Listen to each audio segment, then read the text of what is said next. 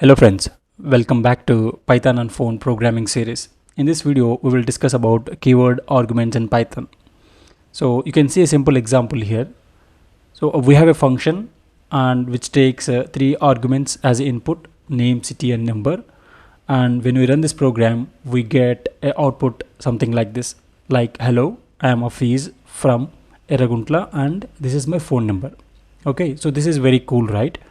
So the problem here is, we need to remember the order of this arguments here. That means the first argument should be name and second one should be city and third one should be number. Okay, by mistake, if user doesn't remember that, okay, doesn't remember the order, and if we send details something like this, let's say something like, first what I will do is I will send the city name first, something like Kadapa, and after that I will send the name, and maybe after that the number.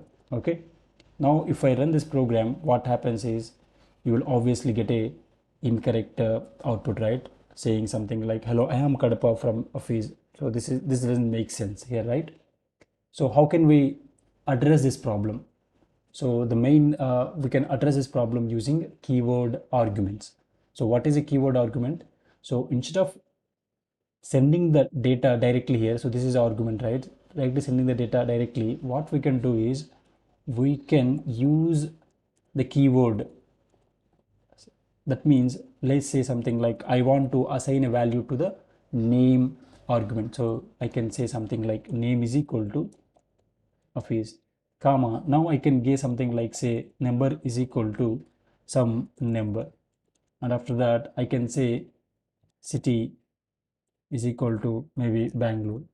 Okay, now if I run this program, I will get the desired output that we are expecting here. See here, hello, I am Office from Bangalore and this is my number. That means using this keyword arguments, we need not to follow the order. Okay, we can give in any order as long as we are using these keywords for our arguments. Okay, I hope you understand this concept, guys. Okay, so try to practice this problem, and if you have any doubts, please mention in the comment section below.